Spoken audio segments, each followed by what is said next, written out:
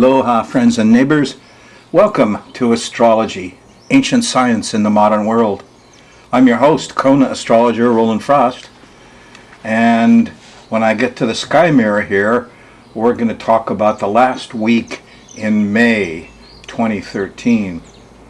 But before I get to the sky mirror, I have an interesting exercise to share with you.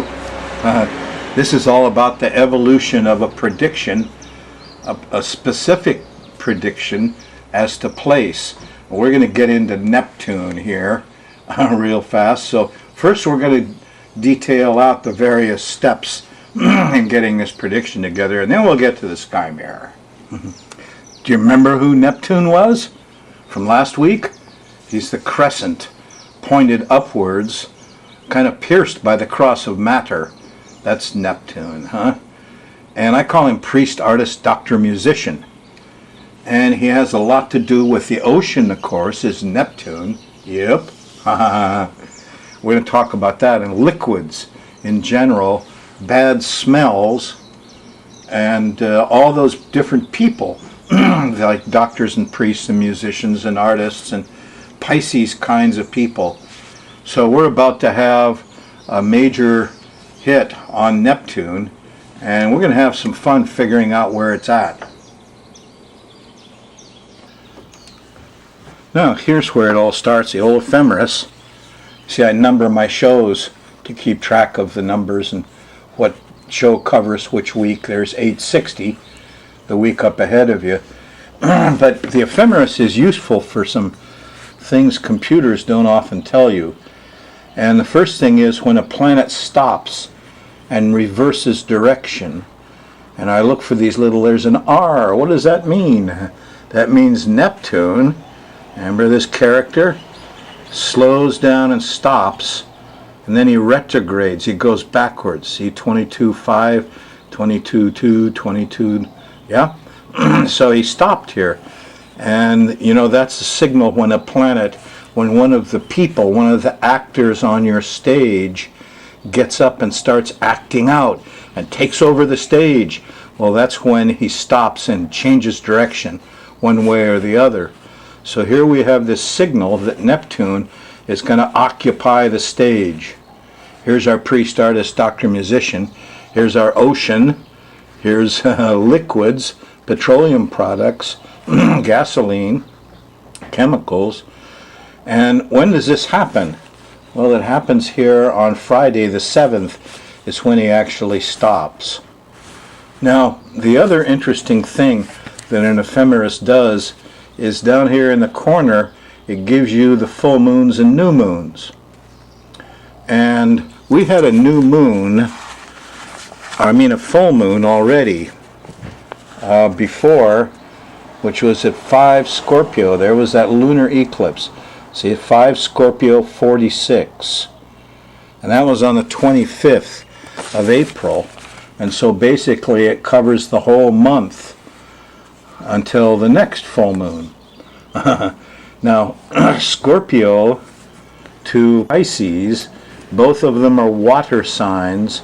Scorpio to Pisces is a trine.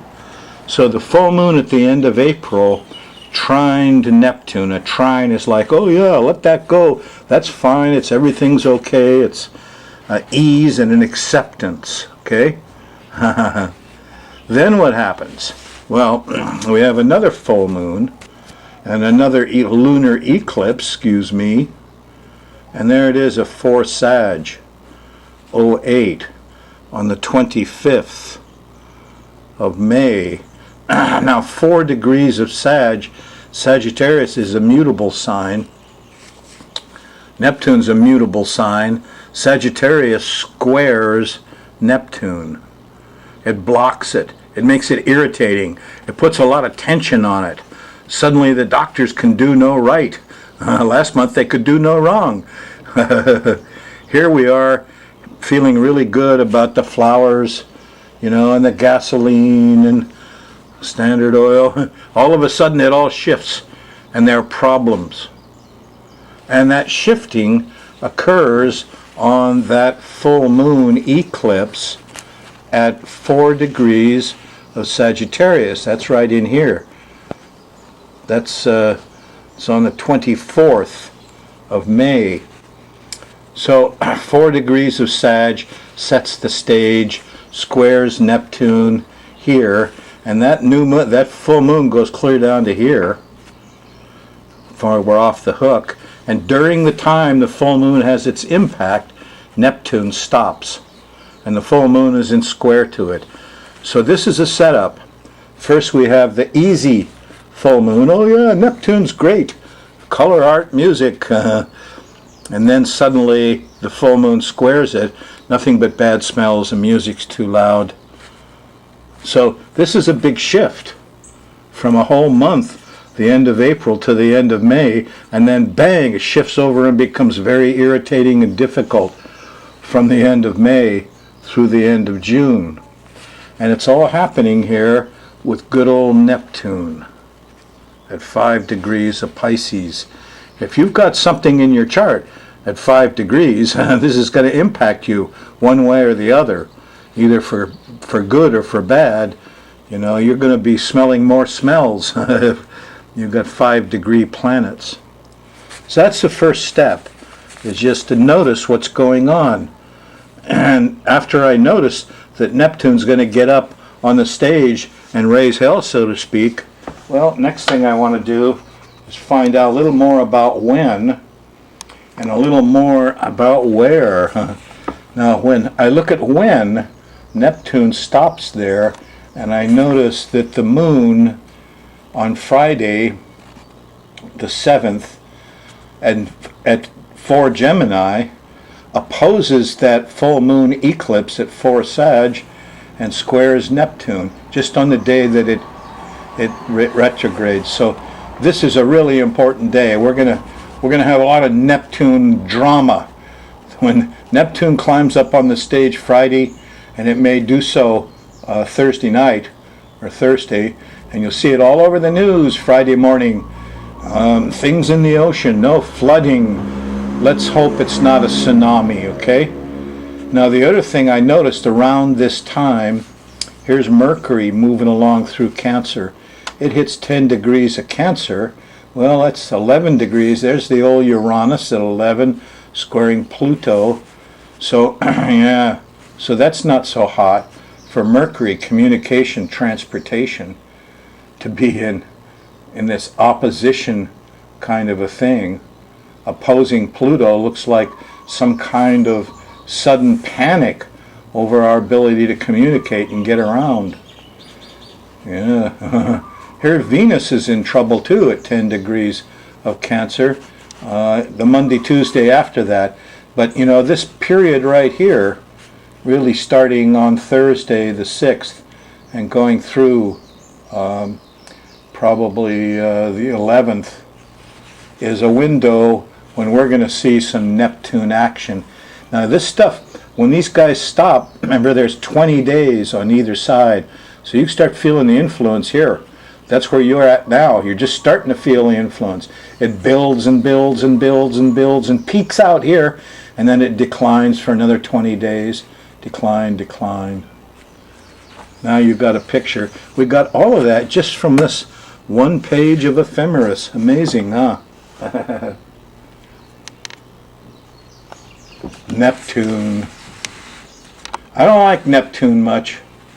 I got to tell you, this could be trouble in many respects. Neptune is very sneaky. This could be smoke, chemicals. All right, now you know about timing. I must tell you that sometimes a lunation stationing of a major player can go on for literally months, but usually we look for the major symptoms to pop up right on time during the station. So we're looking at the second weekend in June. Now to look at place, I used to hand calculate all these full moons and new moons, which was a great problem. Then I had this program for many years, and here I found lunar phase, and somebody clued me, and now I don't have to calculate them. All right, the nice thing here is that I can run a whole bunch of these. Now I'm interested in the 5 Scorpio. Here it is, 5 degrees of Scorpio, April 25th, and everything that happens afterwards. And now I don't have to calculate. I can get the 3/4 moon and the 1/4 moon, and so far I've found these are quite meaningful. The new moon here is the eclipse. Remember 20 Taurus? It's another important one. And here's the full moon, 4 degrees of Sag. It squares Neptune. And I'm interested in the time. Let's see, here's a May 31st, 3rd. But look at right here on June 8th. That's when Neptune stations. You know, we've got a new moon. Yeah, it's at 18 Gemini. I'm interested in that. Okay, here's all the lunations that I talked about. And they're all lined up and loaded. And over here is the chart. Now, I slyly set these up for La'aloa area, Keoho, Magic Sands Beach, where I live. And that's so all of these are calculated for that location. But when you do the map of the astrocartography, they all look the same no matter where you calculate. It's the same. Now, that enables me to go through a bunch of lunations and very quickly look at the charts in Kona. Not far off Hilo. The other islands are only 3-4 degrees. And of course, I'm interested in Neptune here, aren't I? So here's the April 25th full moon, and not too bad, huh? Here's the 3/4 moon, and we got the moon rising, but nothing real significant. Neptune's here in the first. Here's the new moon, May 9th.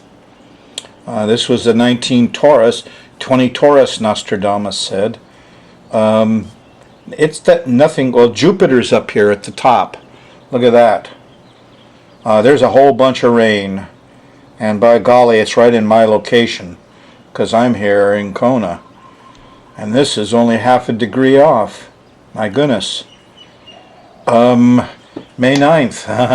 I'm right. I just had this new moon. What the heck?